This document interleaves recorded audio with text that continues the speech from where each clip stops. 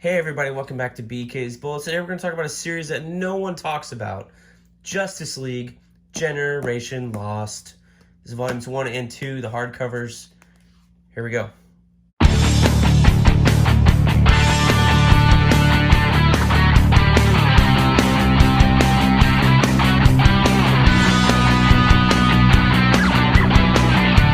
Hey everybody, welcome back to BK's Bullets. Today we're talking about Justice League Generation Lost. Written by Judd Winnick, Keith Giffen, drawn by Aaron Lopresti, Joe Bennett, and Dagnino. I forget that guy's name. Federico, I believe. So anyway, this was a weekly series that came with the Brightest Day tag over here. This is volume 1 and volume 2.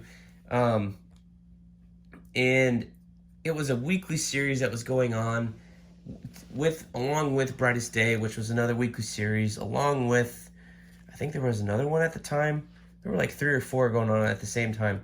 So I chose to buy the single issues of Brightest Day and said I will wait on the collections of Justice League Generation Lost. So when the first collection came out, I went and bought it off the shelf. This is that book, originally priced $40 for 12 issues. The other book is also 12 issues. So I read this book, really liked it, and then I sat on it. And I waited, and I mean, this book was printed in, let's look. This is not a deluxe edition, by the way. This is a regular sized hardcover, 2011. Originally published in 2010. So it sat on my shelf for 8 years. And then I went, I don't think I ever read the ending. So then I went looking for for any copy of Volume 2. Much less I really wanted a hardcover copy to match this one. I found it. I read it after I reread the first one, and I loved it. This was a great series. So if you love the JLI version of the Justice League from the 90s with Fire, Ice, Booster Gold, Captain Atom, Maxwell Lord, Rocket Red, Blue Beetle's in here. The new Blue Beetle, I love him, Jaime Reyes. You need to check out this series. 24 issues, reads really good.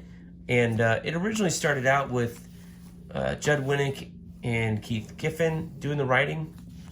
I think maybe there was a couple of, Judd Winnick script, Keith Giffen was doing breakdowns 1 to 6, and then I think eventually Keith Giffen leaves after issue 6, stops doing the breakdowns, and then leaves it to the artists. And Judd Winnick is the sole writer from there, because you got him in the second book. I think he's credited just as the writer. Let's look. Yep, writer.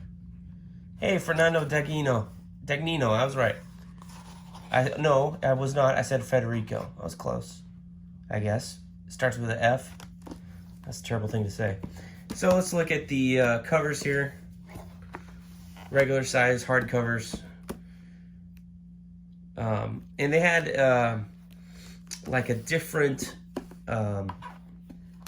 variant cover artist for each like 6-issue run of the book, and you see them in here. So the first volume, this is well loved, as you can see, has got this nice foil right here. You can read it. Got a foil spine. You can read it. It shines really nicely. The second volume, however, I don't know what the deal was. Same number of issues. This is $40 here. $40. Same number of issues. But we skimp on the cover. Thanks, guys. You can barely see that. It's the same stamp. Same thing here. Stamp here, but no foil. That's a bummer. Like, it's the same damn series. You should at least do the same damn treatment. But we don't.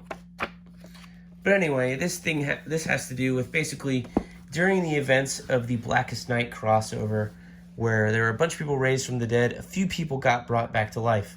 Maxwell Lord was one of them. Maxwell Lord was the guy who controlled Superman before Infinite Crisis, and Wonder Woman then snapped his neck, turned it all the way around, and Maxwell Lord, the conniving son of a bitch, broadcast that to the entire world. They thought Wonder Woman was a criminal. Whole big fallout. Infinite Crisis happens. People forget about it, or he's dead, whatever. Brightest Day happens. He comes back to life at the end of the last issue and disappears. And the first volume is really dealing with that. Like, wait, he's back to life. Where did he go?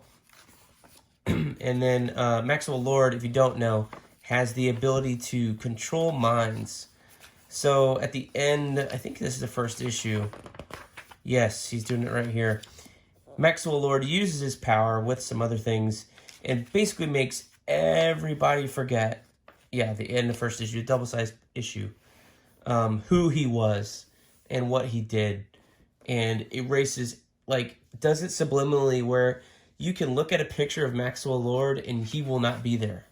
You can look at a video recording and listen to one. You will not see him, you will not hear him. The only people who remember Maxwell Lord are Booster Gold, Captain Atom, Fire, and Ice. Because Booster Gold, basically, they're like on his trail, and they're within some range of when he does it here in the first issue. So they are unaffected by this like massive global mind wipe. So you can kind of figure from there that things go haywire and askew as Maxwell Lord is on the run, basically, from this team. But meanwhile, he's enacting his plans and machinations and causing trouble and framing them for crimes that they didn't commit, or, you know, making Captain Atom look like a bad guy in the eyes of the world because, you know, nobody can see Maxwell Lord. So I think it was, yes, it's in this first volume. When Brightest Day happened, each person that came back had to be, had a mission, basically. And the first mission that Maxwell Lord had was to prevent the war. And we don't know what war it was until we get to the final, I don't know, it's probably issue 10 or 9 or something. But you look at this image, and if you haven't read Kingdom Come, this doesn't mean shit to you. If you have read Kingdom Come, you've seen the cover. This is the cover to the original Kingdom Come trade paperback. And this is Superman and Shazam fighting. And so basically, Maxwell Lord's mission was to prevent the future of this Kingdom Come. Here's the future version of Captain Atom from that book with the weird gold stuff. So he does this midway through the series, and then from there we're going to basically find him, and that's what Volume 2 is. It's more of a, this was a why is he back, what's he up to, and then Volume 2 is straight up hunting the guy. And this is a great series. They basically rotate between 3 artists only, which is amazing because it was coming out weekly. So they're rotating between Aaron Lopresti, Joe Bennett, and Fernando Dagnino. And their styles kind of go together. Joe Bennett is probably the best artist in this book. I mean, here's his Power Girl. She's beautiful, powerful. And Joe Bennett right now is currently killing it on the Hulk book.